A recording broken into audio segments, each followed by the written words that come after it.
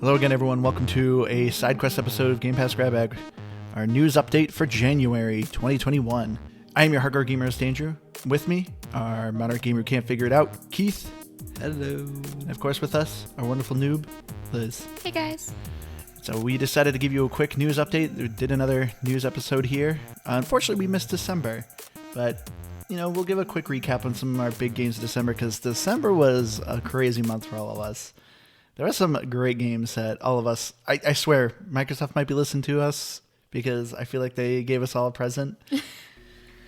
Quick recap in December, of course, Liz had her favorite game come out that she's been clamoring about since we started this podcast. Stardew. Yeah. And all about that. Me and Keith, of course, have always been complaining about a Dynasty Warriors game. Even though Microsoft didn't quite give us a Dynasty Warriors game, they kind of did. But they came out with One Piece Pirate Warrior 4, which, is Dynasty Warriors with the One Piece skin, essentially. Keith, I know you've been playing that a good amount. Is it just as good as Dynasty Warriors? Oh man, it's pretty great. It's funny because I had sort of glanced at the game and I was like, I'm not a big anime guy. I didn't really know anything about what One Piece was or whatever. So it's like, I don't know, not for me. And then you were the one who told me like, this is a Dynasty Warriors game. And so I jumped on over to my cloud gaming, fired that bad boy up, and it is awesome. It is, like as Andrew said, it's not fully a Dynasty Warriors game, so it's not fully what I would hope for, but it definitely scratches the itch, and it is a ton of fun. Yeah, and then of course for me, a little game that no one's ever heard of, but Halo Infinite came out last month too for me, so I've been playing a whole bunch of that. That game is so good. But that's a quick just recap of December. The more important thing though is what's coming out this month. And this month so far has a pretty sweet lineup.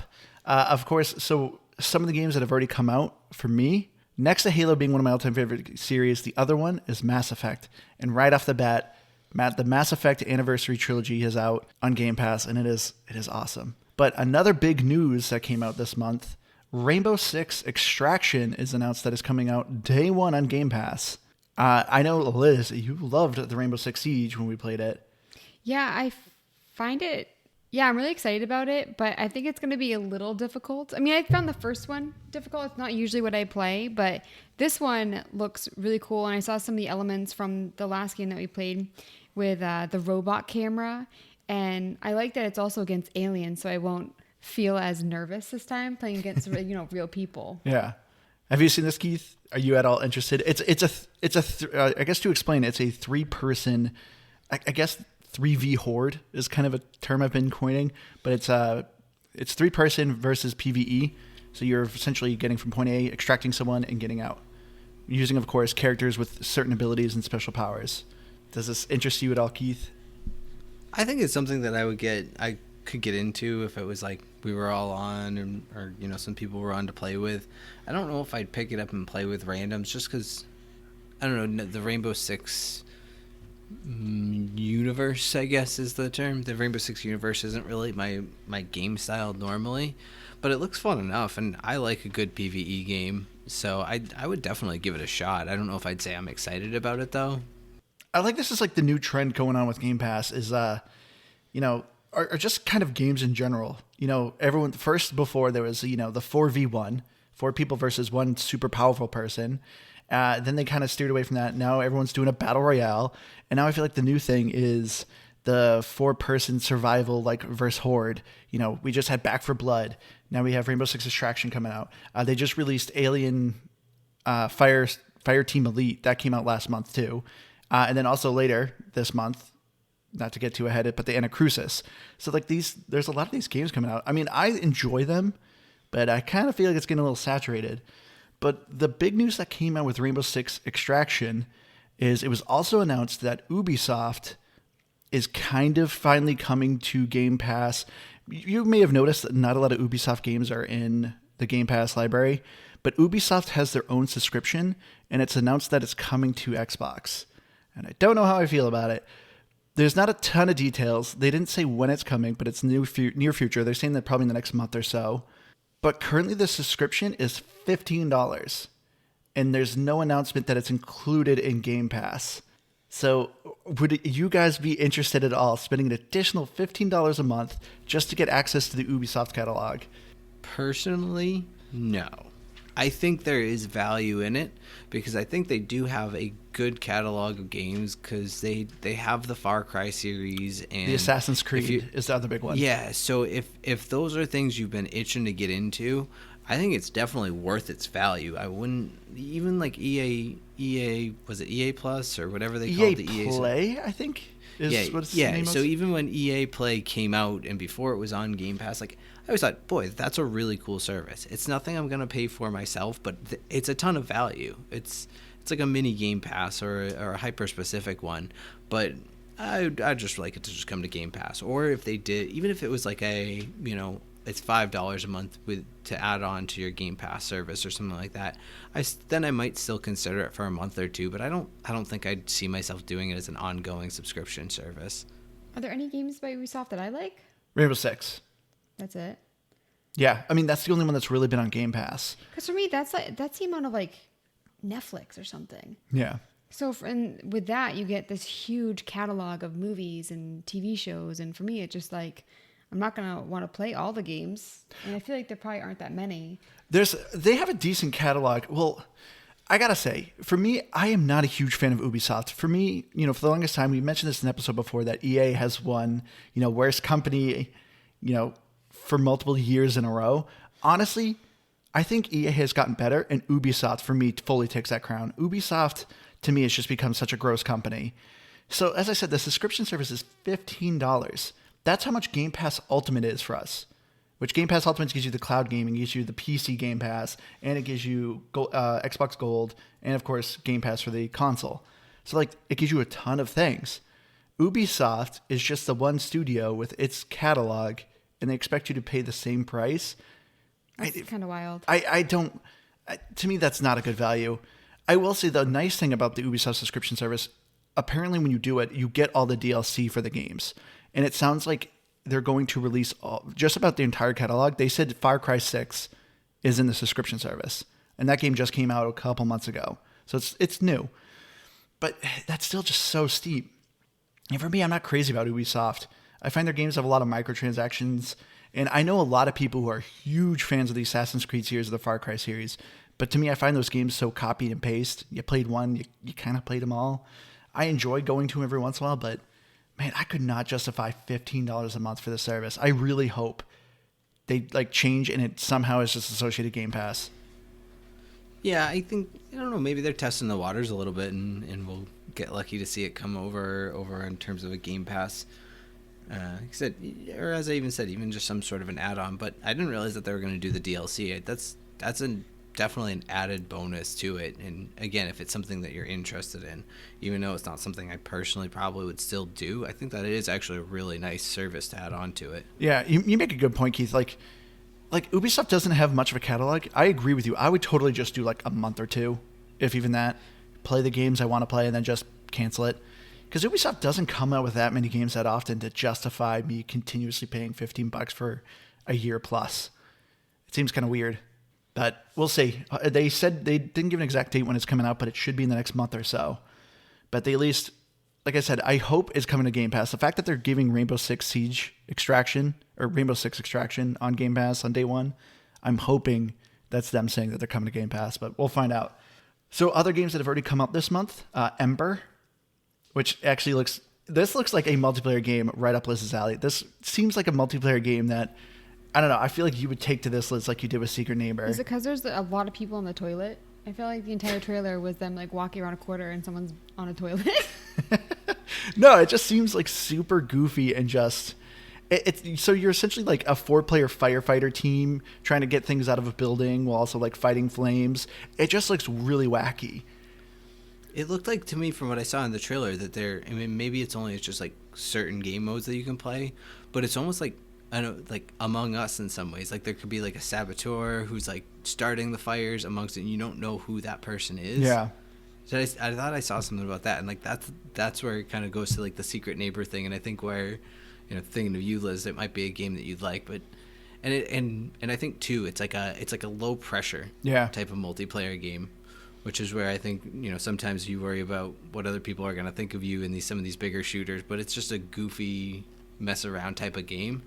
Like, it didn't necessarily pique my interest, but it is one of those games that, yeah, if there was a couple of us on, and it'd be like, yeah, that'd be looks like it'd be fun to fire up, if you will. Oh, Hey, and yeah, do a couple rounds with it.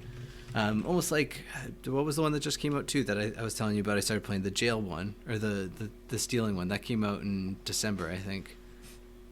The thief one. Oh, Rubber Bandits? Yeah. It looks like it's that same style of game where it's just kind of like a goofy, it's very cartoony, very lighthearted, and yeah, multiplayer, co-op, versus all kind of built into one. Yeah, I'm with you, Keith. Ember to me actually seems like it'd be kind of fun. But the next game that's coming out, I do believe actually next week from this recording, is Nobody Saves the World, which to me this looks like a top-down RPG game that's right up your alley. Okay. This is from Juicebox Studios, who did Guacamelee, which is... I loved Guacamelee. It actually just left Game Pass, where Guacamelee 2 did. But Guacamelee was a 2D action RPG beat 'em up. And Nobody Saves the World is a top-down RPG, but it actually has co-op. And you are like an amorphous person, known as Nobody, who can transform and change into different creatures and characters. And it ends up becoming a dungeon crawler. But it reminded me of a game we'd played before, but I couldn't put my finger on it.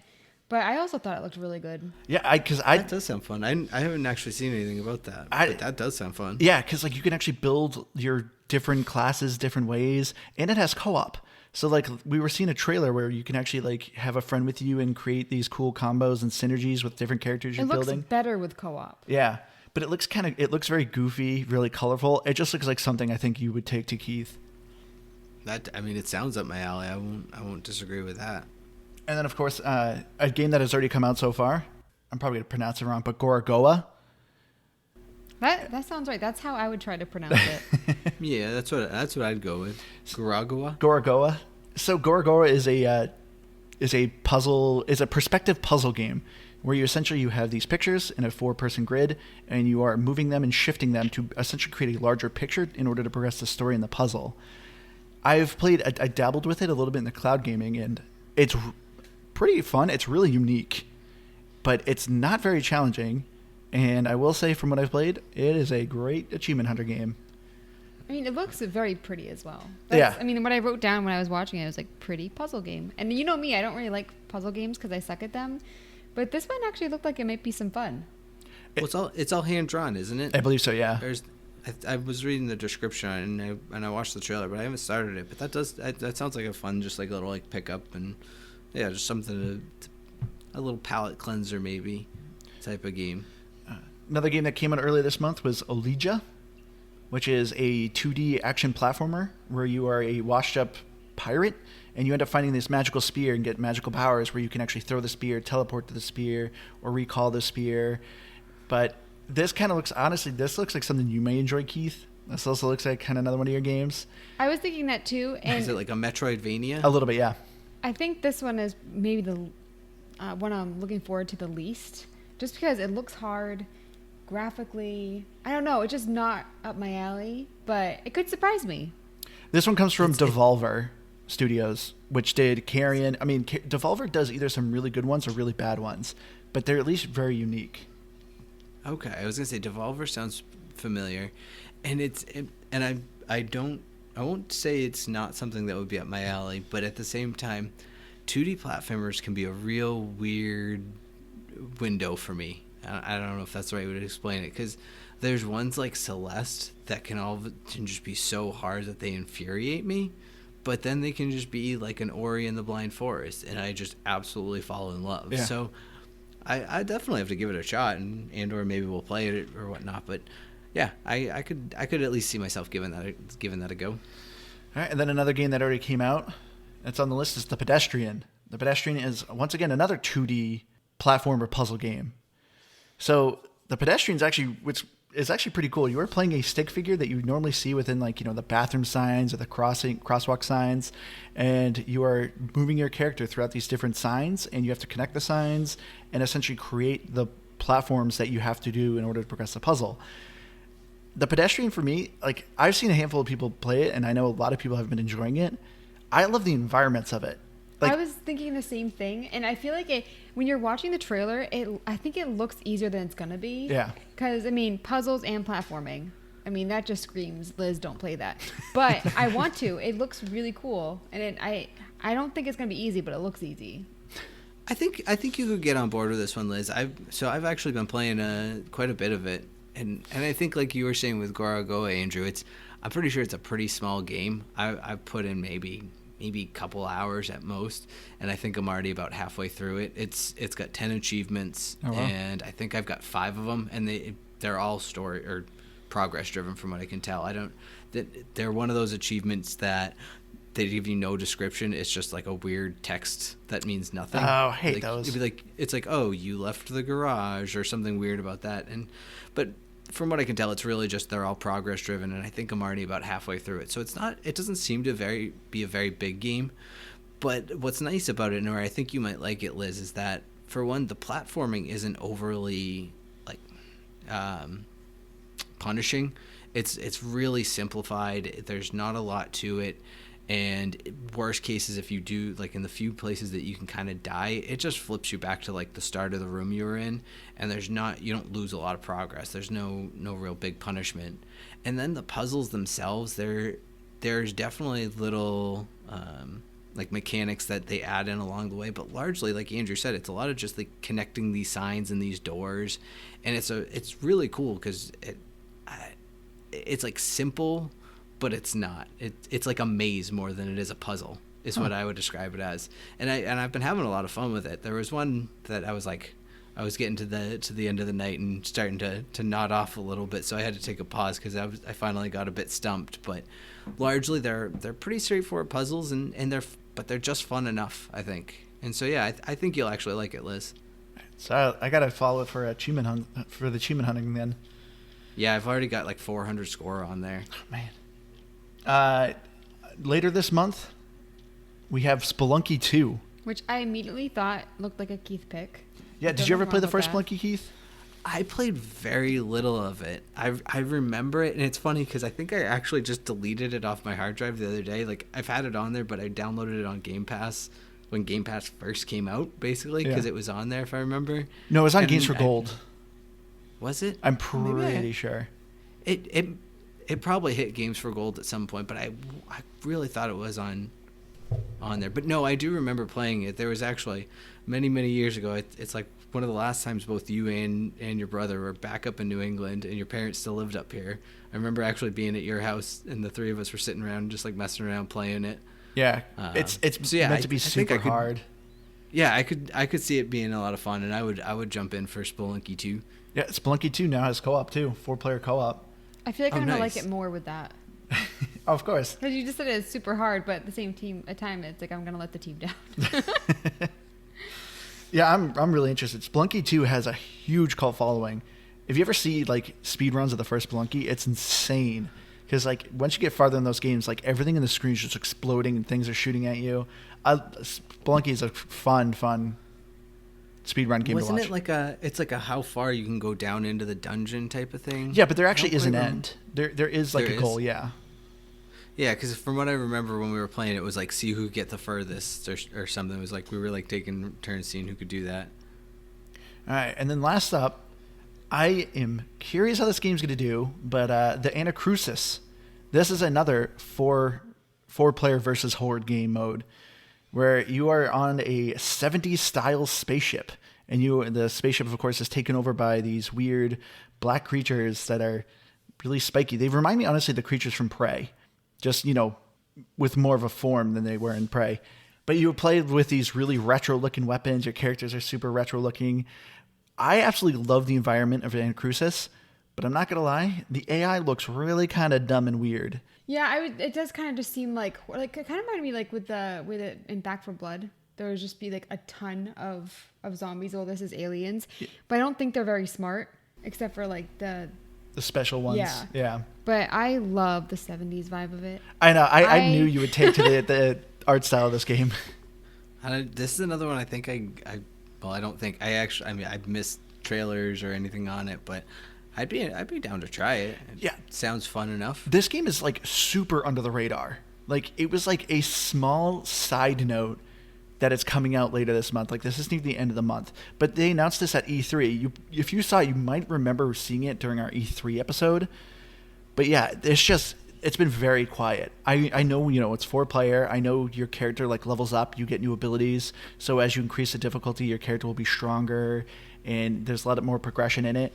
I'm just really curious how it's going to play with like the AI, because it looks a little janky, but I also think too that the fighting scenes looked more open, which I think I'm going to like. yeah, and it's a lot more colorful. This is like most of these, 3 versus horde or 4 versus horde kind of modes are super dark, scary, just decrepit. This is very bright because it's very colorful. It's the 70s. So I'm curious. I really like the weapon designs. So I'm looking forward to it. I wanted to ask you guys, what games are you looking forward to the most? Do you guys have ones that you hope people are going to write in? For this month, well, for me, it's Mass Effect. I've already started playing it, and it just brings back so many good memories. I absolutely am digging the Mass Effect trilogy. I had played the first Mass Effect years and years ago, because that's about when it came out. And I can't remember if I enjoyed it. I think it was just too dialogue heavy for me. Oh, it is. But the characters are seriously some of the best characters in a video game. No, and I honestly, I remember that being like, back when it came out, that was the thing. It was like, yeah, this game is huge, but it is so well built out. It's so interactive, because it's very much it was one of those early on games that really pioneered the like choose your own adventure. I feel like, yeah, you could actually dictate how the story and the world changes around you. It's not just like here's 4 choices and it doesn't matter what you pick. You're just going to be railroaded into what we want you to do. Yeah, that was the big thing with Mass Effect. The choices you made in Mass Effect 1 will have consequences throughout Mass Effect 2 and Mass Effect 3. I will say some of the payout for some of the choices are kind of weak, but it's still really cool to see, because there's some. So you have to play them from the beginning then? Yeah, you really need to play the games within order. Oh, okay. So, and you can also play, Paragon or Renegade, so kind of a good and evil of how you want to play your character. So there's some characters that may end up dying in the first one that may not be in the later ones. I also think, too, we really didn't play a lot of RPGs this year. Well, this past year. Yeah, so we really haven't. I kind of hope we play some this year. What happens if you start Mass Effect 2 without having played the first one, or Mass Effect 3? Does it just kind of like give you like a pre-built Did The Witcher do story? that? Like it kind of picked for you? In The Witcher, you had some choices. They kind of gave a text dialogue of like, what did you want to do? I don't know if you remember that. Yeah, but we didn't play like the first one. Didn't it just auto pick for us? No. I remember. I can't remember because I played the second one, so I had my choices. But I can't remember what happened with you guys. But for Mass Effect, I don't know how it works in the trilogy. I haven't tried, but I know originally. So Mass Effect 1 originally was an Xbox exclusive, but Mass Effect 2 came out with PlayStation, and they did the same thing where it created a comic book and gave slight story on some choices, and it told you, it had a text. What would you have liked to done? And so people could kind of dictate their choices of Mass Effect 1 in that way. But I don't know how it works in the trilogy. I'm assuming in the trilogy they just tell you, go play the first one. You just don't give you an option. Yeah, I don't know, because I don't know if anyone's tried, because honestly, all 3 games are fantastic. Keith, what about you? What are you looking forward to? I don't know. I don't want to say nothing excites me on the list, because there's definitely some of these games, I mean, I've already played or that I'd like to play. But, there's no roguelikes, so I guess it's really hard for me to pick. Is it? Yeah, I'm pretty sure. I don't think it's like a true roguelite, though, because it doesn't, like, you don't really upgrade anything or anything I'm like pretty that, sure you do. I think you unlock new tools that you can start with. Okay. I may so be maybe wrong. That's Spelunky too. And I mean, you got me excited about this Nobody Saves the World. That definitely sounds like something I would want to play. And so, not really knowing anything about it, but hearing your description of it, I think I'd say that's probably the one I'm excited to give a try to. I think for me, there's actually quite a bit that I'm excited about. Really? So, and they're all co-op or potentially co-op. Mass Effect, Ember, Nobody Saves the World, Rainbow Six, Extraction, and the Anacrusis. The other ones, I mean, I'd be happy to play, but these ones are the ones that I watched the trailers for, and I was like, I want to play that. So basically, all the games that aren't puzzles. Nice. Yeah. It's just ironic because you love puzzles. I do in real life, but in video games, it's like, oh. But I mean, Spelunky 2, I think I like them all, but those are the ones that I'm really excited about. I mean, it's not on our list, but because it's coming out next month. Is it next month or the month after? Pretty sure it's next month. But Stalker 2, I'm really looking forward to that game. Yeah, I think that could be some good fun. That's another like 4v horde game, isn't it? No, it's a first-person survival RPG. Oh, okay. Yeah, where you exploring the wastelands of Chernobyl, or Yeah, Russia. I do remember the trailer. I do remember the trailer for that one, but I thought it was like a horde-based type of game. No. But anyway, so that's it for the news so far. If they come out with more games and there's more stuff coming up this month, we may do another episode this month. If not, we'll be sure to do it again in February. So thank you all for joining us. Love you all. Hope to see you again next time. Bye, guys. Bye.